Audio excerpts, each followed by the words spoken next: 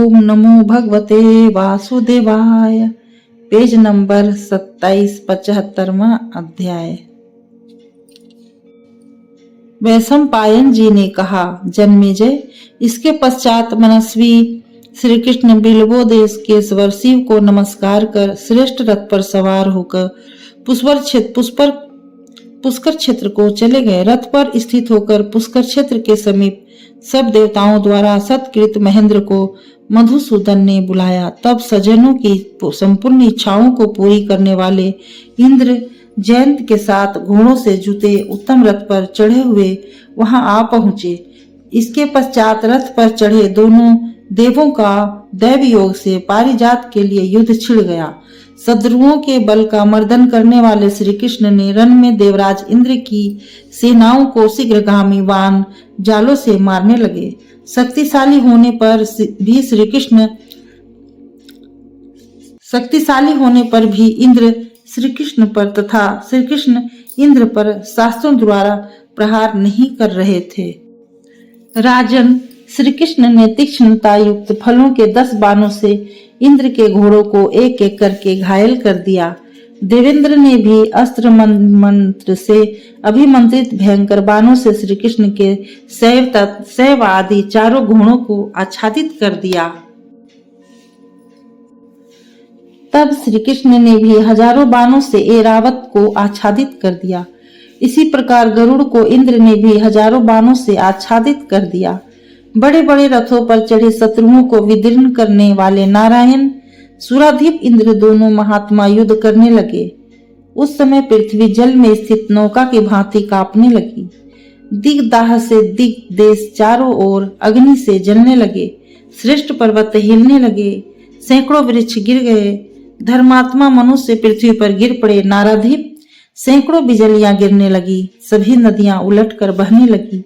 चारों ओर वायु चलने लगा तथा प्रभाहीन उल्काएं पृथ्वी पर गिरने लगी और रथ के नाश से प्राणी समूह बार बार मूर्छित होने लगे। जल में भी अग्नि प्रज्वलित होने लगी। आकाश में सब ओर ग्रहों से लड़ने लगे। आकाश से सैकड़ों तारे भूमि पर गिरने लगे। दिग्गज और पाताल में रहने वाले नाग अति क्रोधित हो उठे। गधों की तरह धूसर एवं लाल रंग वाले बादलों के टुकड़े अत्यंत वेग से गर्जना करते हुए अंबर में सर्वत्र छा गए और उल्कापात एवं खून की वर्षा करने लगे। राजन, उन दोनों सूरवीरों को युद्ध में प्रवृत्त देख भूमि, आकाश और स्वर्ग को शांति न थी। जगत की कल्याण कामना से मुनिगण मंत्र का जाप करने लगे। महात्मा भी उनके समीप बैठे हुए शीघ्रता से मंत्रों को जपने लगे। इसके उपरांत तेजस्वी ब्रह्मा जी ने कश्यप जी से कहा, सुवर्त, आप अपनी स्त्री अदिति के साथ जाकर दोनों पुत्रों को युद्ध से रोकिए। फिर तो वह कश्यप मुनि कमल भव ब्रह्मा जी से ऐसा ही करूंगा। यह कहकर रथ पर सवार हो उन दोनों नर श्रेष्ठों के समीप खड़े हो गए। इसी बीच माता अदिति के साथ पिता कश्यप को देखकर दोनों महाबली रथ से उतर गए। उन दोनों ने अपने शस्त्रों को वहीं रख दिया। वे दोनों ही वीर एवं धर्म के तत्व को जानने वाले थे। इसलिए समस्त प्राणियों के हित में रथ उन दोनों वीरों ने अपने माता पिता के चरणों का स्पर्श किया। माता अदिति ने दोनों को दोनों हाथों से पकड़कर कहा कि तुम दोनों सौतेले भाइयों की भांति क्यों आपस में एक दूसरे को मारना चाहते हो? थोड़े से प्रयोजन के लिए क्यों इतने महादारुण युद्ध में प्रवृत्त हुए हो? इस प्रकार का युद्ध मैं नहीं देखना चाहती। मेरे तुम दोनों पुत्र को सर्वथा प्रेम से रहना चाहिए। यदि तुम दोनों को माता की बात सुननी है और अपनी पिताश्री की आज्ञा पालन करना है तो तुम दोनों पृथ्वी पर शस्त्रों को डालकर सामने खड़े हो जाओ और मैं जो कुछ कहती हूँ उसे आज्ञा स्वरूप मानो। ऐसा ही होगा। कहकर दोनों महाबली गंगा स्नान की इच्छा से परस्पर बातचीत करते हुए गंगा जी के तट की ओर चले गए। इंद्र ने कहा, श्री कृष्ण, आप लोगों को बनाने वाले प्रभु हैं। आपने ही इस त्रिलोकी के राज्य पर मुझे स्थापित किया है। स्थापित करने के पश्चात अब किस लिए मुझे अपमानित कर रहे हैं?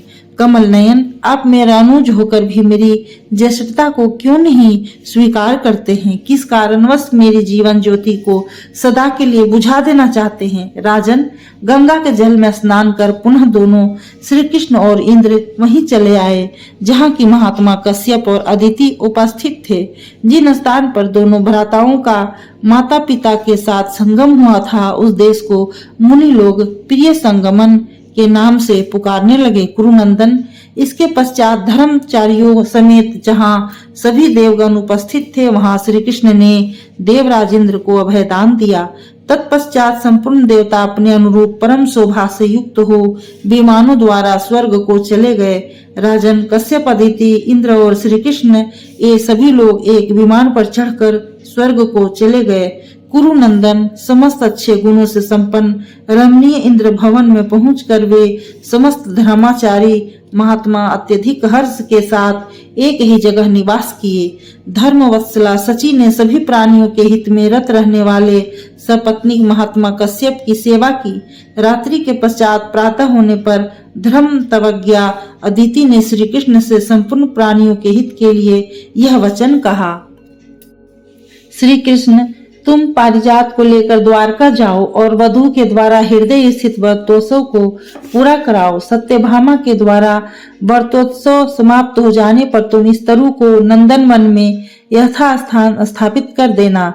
नारद जी द्वारा कहे गए धर्म गुणों से युक्त वचनों को यशस्विनी देव माता अदिति से श्री कृष्ण ने कहा, ऐसा ही करेंगे। इसके पश्चात श्री कृष्ण माता पिता तथा इंद्र इंद्राणी को नमस्कार कर द्वारका की ओर प्रस्थान किए।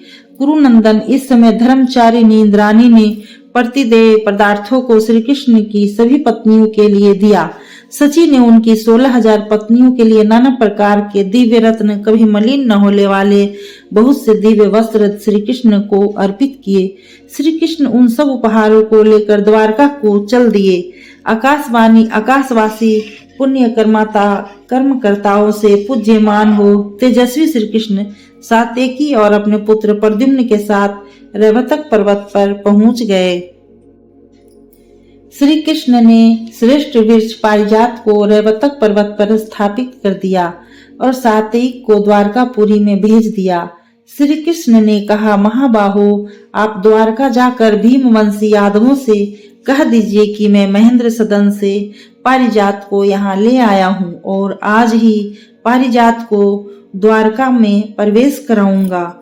इसलिए आप नगर में सुंदर सजावट करावें। इस प्रकार का समाचार ले सात्यकी द्वारका पहुंच श्री कृष्ण के कहे संदेशों को यादवों से कहकर पुनः शाम इत्यादि कुमारों तथा नगरवासी लोगों के साथ फिर वहीं चले आए। इसके पश्चात रथियों में श्रेष्ठ प्रद्युम्न ने पारिजात को गरुड़ की पीठ पर रख और सबसे आगे हो रम्य द्वारकापुरी में प्रवेश किया। फिर सव्य आदि घोड़ों से जुते रथ से श्री कृष्ण उनके पीछे चले। उसी प्रमुख रथ से सात्यकी और शंभ भी गए। राजन, जो अन्य 20 वर्षी महात्मा थे, वे अनेक प्रकार के यानों से श्री कृष्ण के उस कर्म की प्रशंसा करते हुए चले। सात्यकी से विस्तार पूर्वक पारिजात हरण की बात सुनकर अनूप में श्री कृष्ण के कर्म से यादव तथा अन्य नगर निवासी परम विस्मय को प्राप्त हुए।